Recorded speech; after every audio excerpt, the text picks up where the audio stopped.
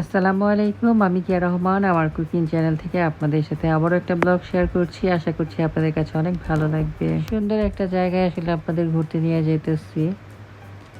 এমন জায়গায় আসলে সচরাচর কেউ ব্লগিং করে না, কিন্তু আমি আপনাদের সাথে শেয়ার করতেছি। যেখানে গেলে আপনি অনেক অহংকারী মানুষ দেখতে পারবেন, অনেক সরল মানুষ দেখতে পারবেন, অনেক বড়লোক মানুষ দেখতে পারবেন, সাথে গরিব মানুষ।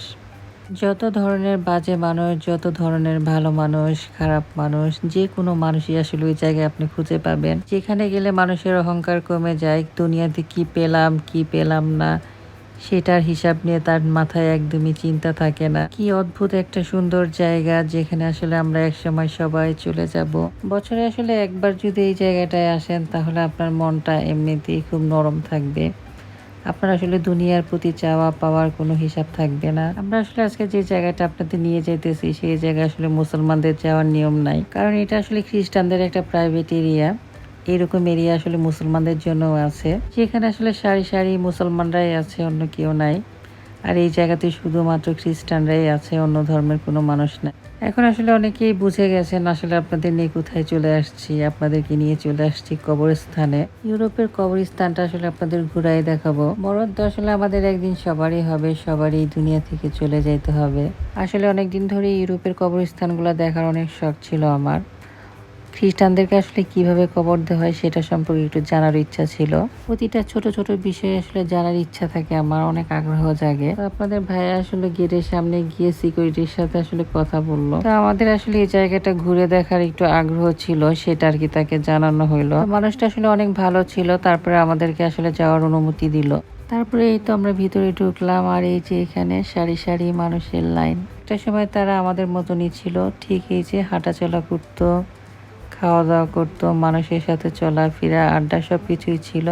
কিন্তু এখন তারা দুনিয়াতে নাই, শুধু আছে তাদের স্মৃতি, আর কিছুই নাই। এখানে আসলে অনেক ধরনের আর্মি আছে, আর্মিদের আসলে কবরস্থান ছিল।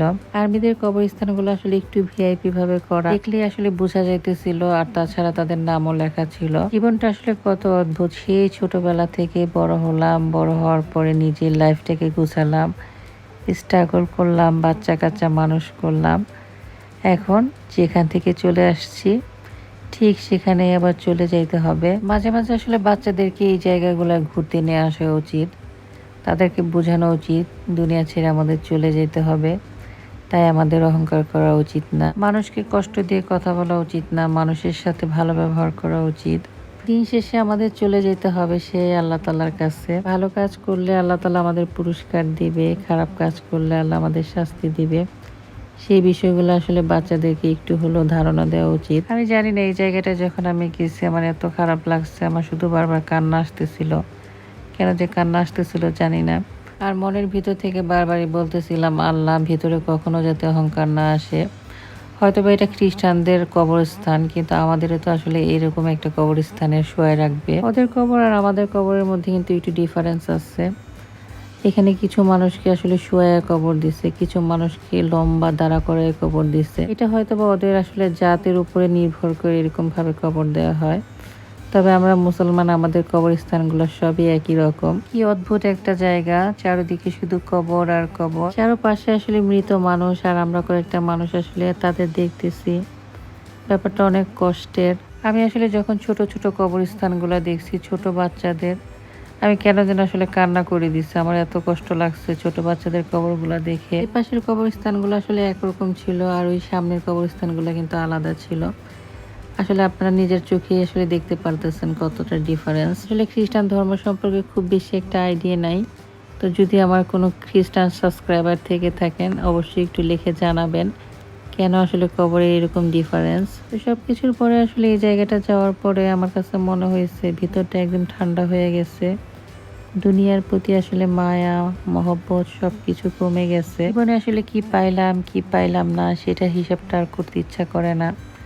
তো তাই আসলে মাঝে মাঝে কবরস্থান দেখা উচিত, মৃত্যুর কথা আসলে স্মরণ করা উচিত। এই ধরনের আসলে ভিডিও কখনো আমি মেক করব বা আপনাদের সাথে শেয়ার করব কখনো কল্পনাও করি নাই, কিন্তু আপনাদের সাথে এই ধরনের একটা ভিডিও শেয়ার করে ফেললাম। এই জায়গাটা আসলে বাচ্চাদেরকে ঘুরায় দেখাচ্ছিলাম, আর বাচ্চাদেরকে বলতেছিলাম ভিতরে কখনো অহংকার আনবা না, কি আছে কি নাই সেটা নিয়ে হিসাব করবা না।